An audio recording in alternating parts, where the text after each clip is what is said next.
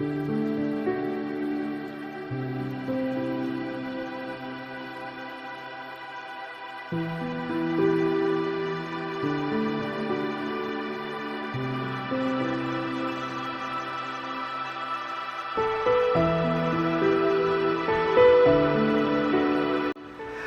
वालेकुम फ्रेंड्स, क्या हाल है। उम्मीद करता हूँ सब खैरियत से होंगे। आज एक नए टूल के बारे में डिस्कस करेंगे, उसको समझेंगे टूल को। उससे पहले अच्छा, ये टूल जो है ना, ये SPD के CPUs के लिए है स्पेशली, और टोटल सपोर्ट होगी SPD के जितने भी मॉडल्स अभी तक मार्केट में इन हुए हैं, जिसमें इन्फिनिक्स, टेक्नो और रियलमी के काफ़ी सारे मॉडल्स और काफ़ी सारे टूल जितने भी हैं ना मॉडल्स अभी तक जो मार्केट में आ रहे हैं, उसकी तकरीबन टोटल सपोर्ट आप लोगों को मिल जाएगी। इवन के IMEI रिपेयर भी साथ में। तो चलें डिस्कस करते हैं टूल के बारे में, जानते हैं मज़ीद। उससे पहले आप लोगों से हमेशा के लिए रहना जो एक ही रिक्वेस्ट होती है कि चैनल को लाजमी सब्सक्राइब करें, बेल आइकन पे क्लिक करें ताकि आने वाले जो मज़ीद वीडियोस और टूल्स हैं ना आप तक पहुंच सकें। एक गिला तो हमेशा रहेगा, आप लोग खुद देख लें, गिला आपके सामने है 423 और 156। अब आप लोगों की मर्ज़ी है कि क्या कर सकते हैं, ठीक है। चलें टूल की तरफ चलते हैं। अच्छा, ये टूल का नाम है जी MRST यूनिसॉक टूल, ठीक है। और ये जो टूल है ना, इसका जो MRST टीम है ना, तो ये उनका यूनिसॉक मॉड्यूल है, ठीक है।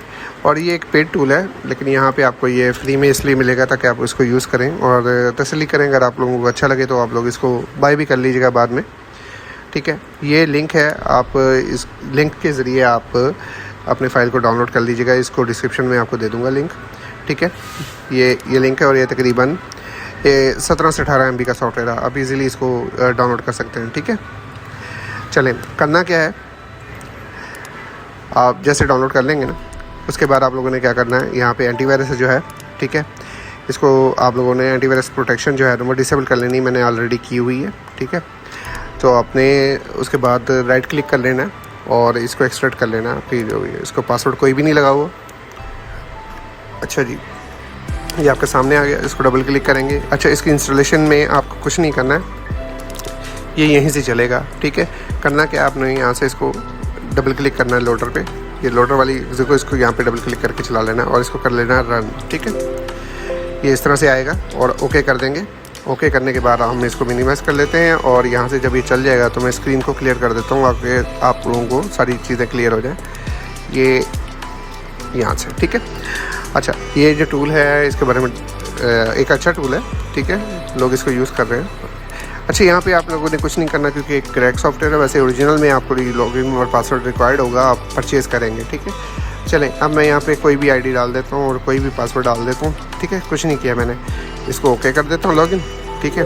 और इसको हम कर देंगे ओके, ये चल पड़ेगा, ठीक है। ये सॉफ्टवेयर हमारा चल पड़ा, ठीक है। अब इसको थोड़ा सा समझ लेते हैं सॉफ्टवेयर को।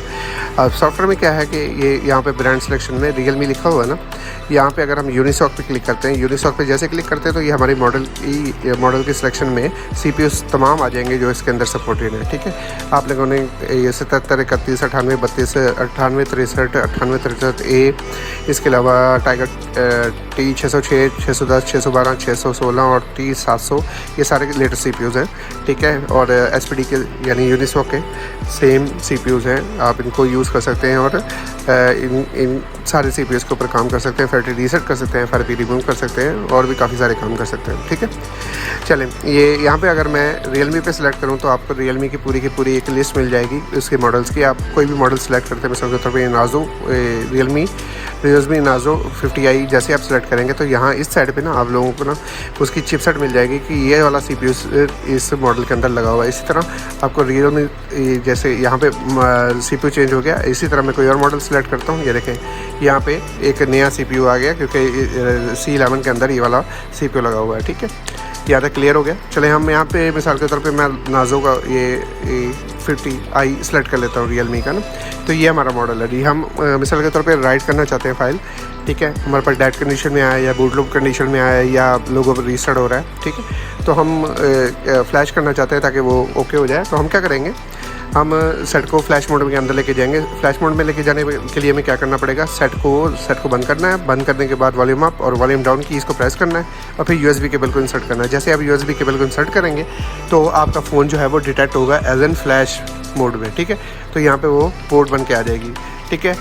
और जैसे ही आप यहाँ पे फ्रीमवेयर लोड कराएंगे उससे पहले जैसे आप यहाँ से सेलेक्ट करेंगे, सेलेक्ट करने के बाद आपने क्या करना है, पैक फॉर्मेट में जो आपने सेलेक्ट कराना है, ठीक है। पैक फॉर्मेट में यानी कि PAC लिखा होगा, यानी पैक फॉर्मेट में जितने भी SPD के फ्रीमवेयर होते हैं वो पैक फॉर्मेट में होते हैं, तो आपने वहाँ से उसको लोड करवा लेना है, ठीक है। सेम, और फिर फ्लैश दबाएंगे तो राइटिंग शुरू हो जाएगी। इसी तरह सेम रीडिंग के लिए भी आपको यही करना है कि यहाँ पे डिटेक्ट पे क्लिक करना है, फिर वही ऑपरेशन है डिटेक्शन का जैसे आपको बताया, वॉल्यूम अप और वॉल्यूम डाउन की इसको प्रेस करते हुए USB केबल को इंसर्ट करेंगे तो यहाँ पे पूरी लिस्ट आपके सामने शो हो जाएगी, ठीक है। उस लिस्ट में सारी पार्टीशंस आ जाएंगी, फिर आप किसी भी पार्टीशन को रीड कर सकते हैं, राइट कर सकते हैं और फॉर्मेट कर सकते हैं, यहाँ से आपकी मर्ज़ी है, ठीक है। इसी तरह सेम ये IME की ऑप्शन जो है, इसमें आप IME नंबर देंगे। IME नंबर देने के बाद राइटिंग करेंगे। राइटिंग करने के लिए यहाँ पे आपको डायलॉग कोड की ज़रूरत है। अब डायलॉग कोड कैसे यूज़ करेंगे, आपने क्या करना है, सेट को बंद करेंगे, बंद करके जस्ट USB केबल लगाएंगे तो आप डायलॉग मोड में चले जाएंगे। अगर आप वॉल्यूम अप और वॉल्यूम डाउन कीज़ लगाएंगे तो आप बूट मोड में जाएंगे। तो ये 2 मोड इसके अंदर होते हैं जो हम यूज़ कर रहे हैं हम रूटीन में, ठीक है। लास्ट में है सर्विस मोड, और ये सर्विस मोड हमेशा हम बूट मोड में ही यूज़ करते हैं। उसके लिए वॉल्यूम अप और वॉल्यूम डाउन कीज़ को दबाना और USB केबल को लगाना लाजमी है, ठीक है। और फैक्ट्री रीसेट कर सकते हैं, यूज़र डाटा फॉर्मेट कर सकते हैं, एक ही चीज़ है। Factory reset, user data format एक ही चीज़ है। यहाँ पे रीसेट यूज़र डाटा लिखा है, एक ही बात है। अच्छा जी, FRP रीसेट कर सकते हैं, ठीक है। उसके बाद RPMB की पार्टीशन होती है सिक्योरिटी, वो रीड कर सकते हैं और राइट कर सकते हैं, ठीक है। इसके बाद हम बूट लोडर जो है वो अनलॉक कर सकते हैं और रीलॉक कर सकते हैं, ठीक है।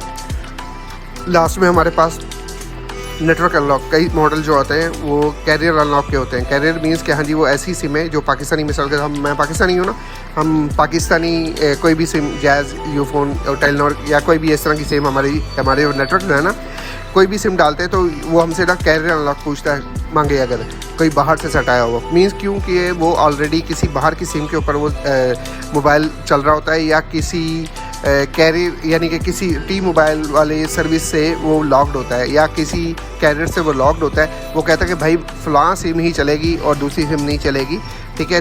अगर आप दूसरी सिम डालते हैं तो वो नेटवर्क कोड मांगता है, उसको कैरियर लॉक कहते हैं, उसको नेटवर्क लॉक कहते हैं। उसको अनलॉक करने के लिए ये ऑप्शन यूज़ होती है, ठीक है। ये और ये स्पेशली फॉर SPD मॉडल्स हैं। ऊपर दिए गए मॉडल्स आप लोगों को नज़र आ रहे होंगे, ये देखें, Tecno, Infinix, itel, Oppo, Android और SPD के तमाम मॉडल्स जो है ना, वो ब्रांड जो है ना, वो सारे के सारे सपोर्टेड हैं। उम्मीद करता हूँ टूल आप लोगों को अच्छा लगा होगा, आप इसको यूज़ कीजिएगा, फिर बताइएगा और लाजमी मुझे कमेंट सेक्शन में बताइएगा टूल वर्किंग है या नहीं है, या क्या मसला है इसके साथ, या कोई मसला नहीं है, वर्किंग है तो 100% जो भी है ना, मुझे इसके बारे में लाजमी बताइएगा। दुआ में याद रखिएगा, अपना बहुत बहुत ख्याल रखिएगा। अल्लाह हाफ़िज़।